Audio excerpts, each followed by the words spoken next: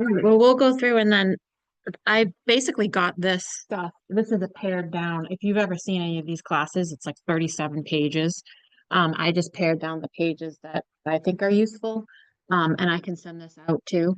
Um, so first is the 80/20. Everybody knows the 80/20, right? But you're exactly what you're talking about is what we all get stuck in the weeds doing all the 80 that doesn't give the results.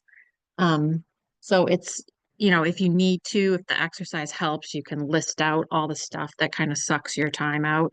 And then the stuff that's actually productive. Like I'm always telling Shannon, like, stop doing all this other stuff and just go out and door knock because for her, that's the most successful thing that she could possibly spend her time on. He wants to go now. Yeah, it sounds like hell to me. Absolute hell.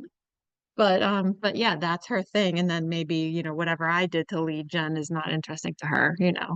And this is not a plug for Simplifier, especially since you already use us, but like if paperwork and organizing stuff is not your thing, then why are you spending time on it? It's just a waste. Especially it feels like, $400 might be a lot, but not when you are at the end of the hours. Every time I message them and I'm like, you know where I got all my documents signed, I have them uploaded, I have them all set and all this stuff. I said, they're in command. I didn't do. She's like, I know the homework. Everybody hates the whole party. And I'm like, I will pay $12 just for her. Okay, well, you do too much. So let us do more. Um, okay, so this is my other favorite one. I wish I could. Oh, well, there's nothing down there anyways.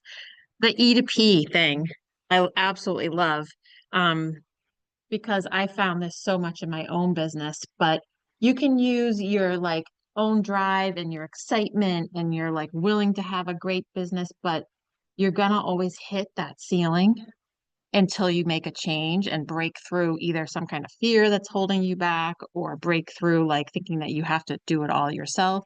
So this whole E to P is from, I don't know why they call it entrepreneurial. I don't know. I would call it something else, but from that to purposeful to like what you're saying you're going to do right now, which is like, look at my tasks. How can I time block? How can I organize? How can I not be reactionary? So that's the goal of this whole project. Do, do, do. So if you want to do the exercise of jotting down goals first, we can physically do it since there's just you. Oh, I guess I had the right Zoom link.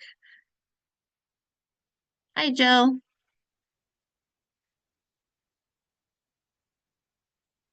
Oh, look at your fancy background. We just went through just quickly so you can catch up with us, talking about how, a lot of us get really easily sucked into the 80/20 and sort of busying ourselves with the 80% tasks when we really should be focusing on our 20%, the ones that really give us results. Um, and then from E to P, how we can, have as much discipline and excitement as we possibly want, but we're always going to sort of hit that ceiling of achievement unless we break through and make changes with either having systems or delegating or getting training or facing a fear, which is always a big one. So now you're caught up. So we're just going to talk quickly. You guys can write them. You don't have to share them unless it's motivating for you, but sort of like a far off goal, and then now drill in closer to a 5 year, 3 year. For the 411 that we're going to do, it's actually your 1 year goal, but sometimes it's good to know where you're aiming for. And that goal doesn't have to be like, 30 sales. It can be to build a team. It can be to be really, really structured with your time, whatever your goals are. So I'll give you a couple minutes.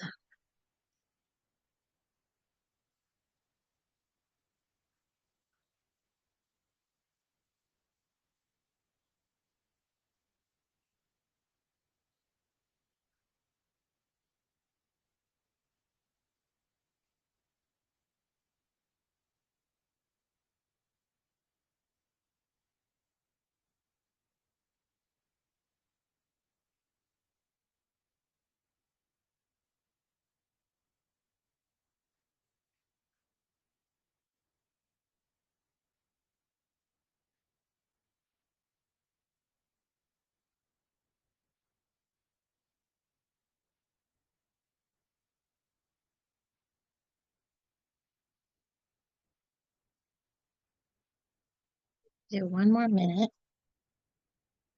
Are we going to all of them?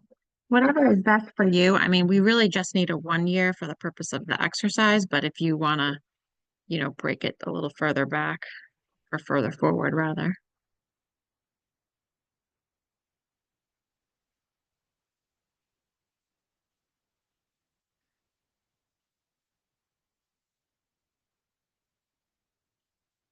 And I'm sure you guys have both, because you're good lifelong learner type people, but I'm sure you've read and heard a million things about how setting goals um, really does help you subconsciously focus and work towards something.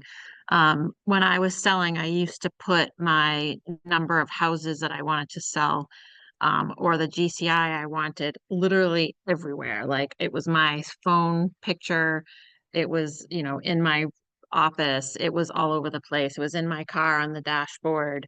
Um, this kind of subconscious, um, I don't know, it just like feeds it. You see it, even if you don't know you're seeing it, and helps you plug along towards your goal. It's really good on your phone because, as we know, we can get sucked in there really easy and waste a lot of time.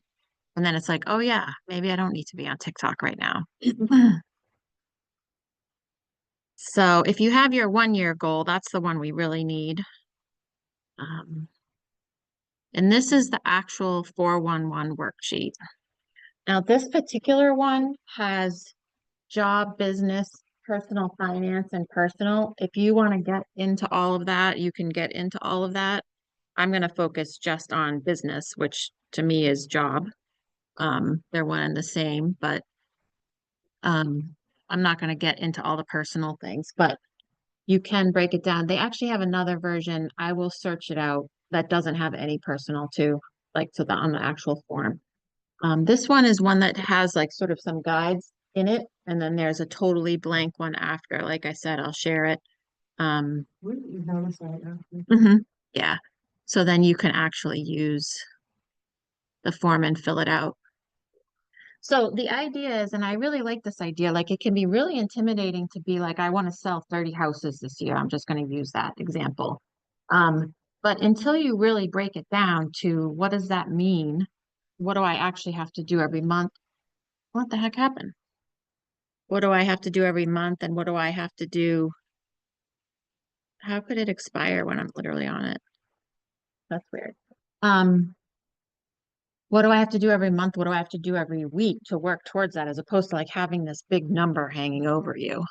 Um, and I should have picked a number that I can do faster math, but 30 houses, let's do 24 houses is two a year, right?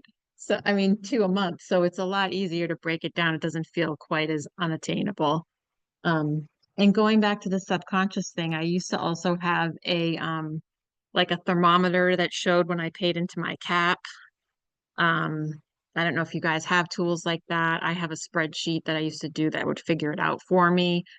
It's like little carrots to keep you going along the way. Like, oh, I finished my royalty. Oh, I'm happy now. Like, just keep on moving and moving towards your goal. So chunking down just makes it little bites make it feel more attainable, but also it helps you actually think, what do I have to actually do to reach that goal? So you'll see on this, it says for job or business, you can put your annual goals, your big rocks, the things you're really, focusing for in your business. And so if you write in your one goal there, then okay, this month, just this month, what do I have to do to get towards that? And it's going to be different at different times of the year. Like in December, you're probably not going to do the same things that you would do this time of year. This is the spring market. It's a really good time to be lead genning. So that's the 1 1 and the 4. I don't know why they should call it 1 1 4 instead of 4 1 1. But so once you have this sheet, I should have printed them. That was dumb. But once you have this sheet, you'll have your one there and then break it down into what you need to do for this month.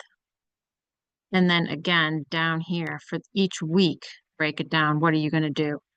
And it's kind of like a first step to time blocking also. Hello. It's not very techy today. We're doing 411 goal setting. Ooh. Yeah. Hmm. So if anybody wants to share what theirs is, we can work one out for you, or I could use, an example if no one's up for sharing. All right, I'll use an example. So on the 24 houses, then your monthly goal would be, I need to have 2 closings this month. And then if you've done the business plan class, there's actually a sheet that works down how many using basic conversion numbers, how many appointments that has to be to get 2 closings. If you track your stuff and you know what your conversion rate is, that's great. And if not, they give you sort of a blanket one that you can use. So it would be 2 closing this month, but how many appointments does it have to be? And then once you have your number of appointments, let's say you need to have 8 appointments to get 2 closings, then down on the next one for week 1, 2, 3, 4, you'd need to have 2 appointments each week. And then what are you going to do to get appointments? So you're kind of keep on breaking it down. Are you going to go to networking events? Are you going to door knock? Are you going to do phone calls? Are you going to do notes? Are you going to, what's your tactic going to be? Are you going to host open houses and are you going to do a farm? And that's what you would break down here into each week.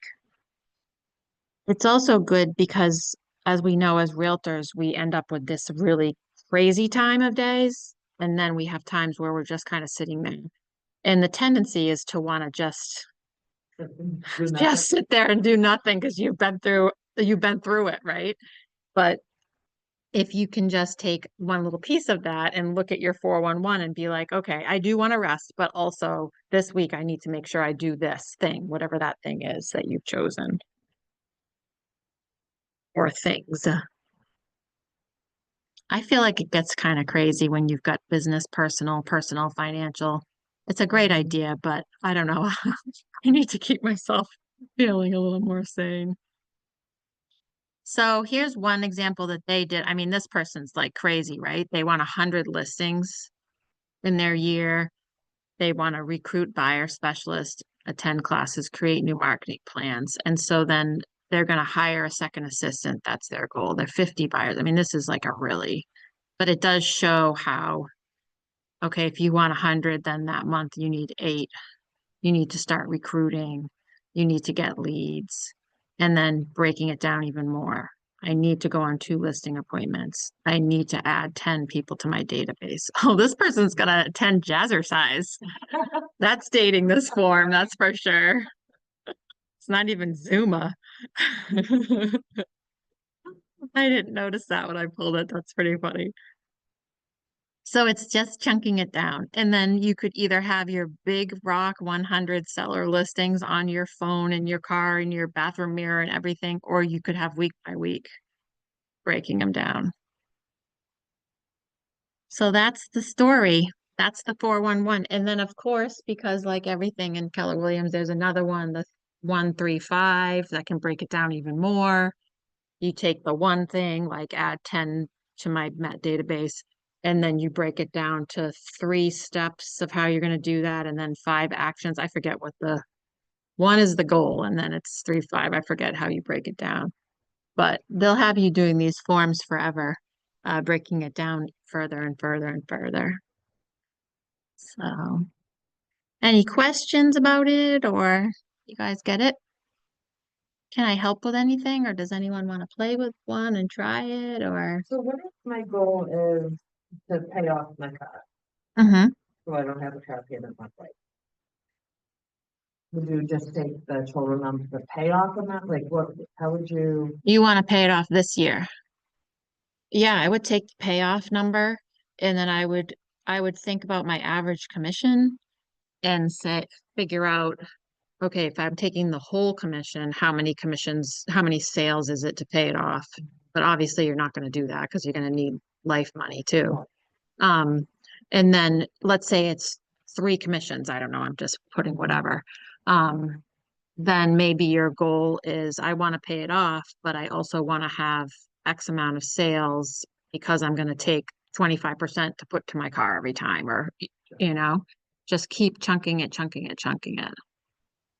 That's where that other, and since it's just you guys and, um, let me try to find have either of you done the business planning workshop thing a long time ago?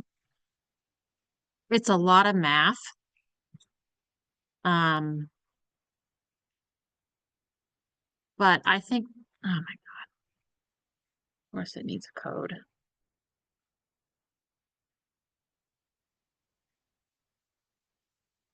It's a lot of math, but I think it does help.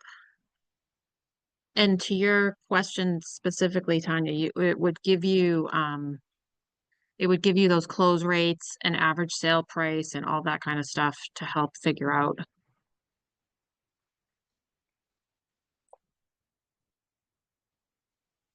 If you don't use it regularly, it can be overwhelming, but if you go into Connect, you can pretty much type any topic in, and there's everything here.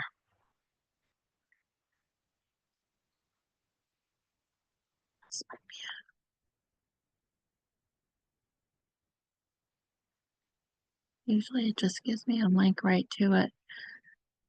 There's a lot of videos where people talk nonstop about. I just like the actual worksheets. Okay, here we go. What do you mean there was a problem?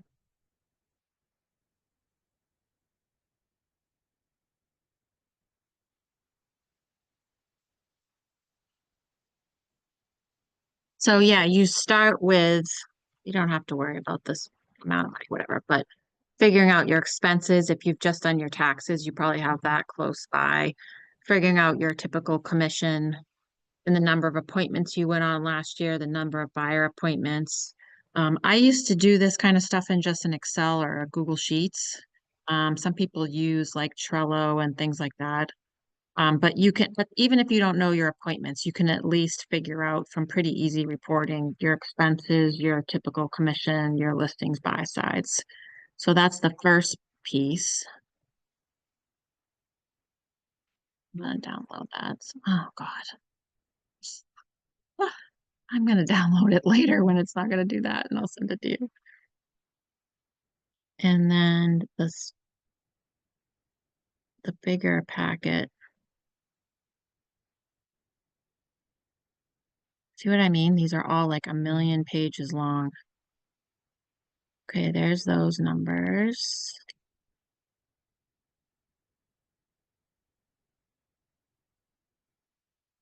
The E to P again.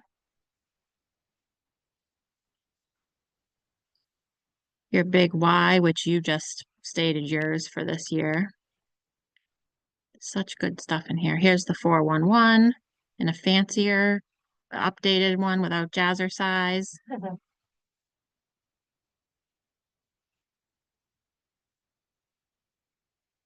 Oh my goodness, this thing is so long. Here we go. This is the one I was trying to find all along. So same thing, it breaks it down with your expenses, your average commission, goes all the way through the math. And then by the end, you see how many seller appointments, how many buyer appointments do I need a year? And then you just break it down to month and go from there. I'll send you guys this too. See, I don't know, honestly, like what my conversion from appointments. Because when I have an appointment, it just takes fine. So I don't know how many appointments. How many Yeah, appointments I you? don't crunch the numbers like I should, again, not running my business like I should. Mhm. I'm just scrambling. Do you use Google Calendar? I I used to because and it's not foolproof, but I would just put in like at 8 a.m. or whatever time you're like really focused. Maybe it's later with drop off at school and stuff, but just 8 a.m. track it, Friday at 8 a.m. or whatever, pick a day, track it. Just like take it because it only takes 5 minutes. It takes longer when it's been 6 months and you got to go back and figure it out.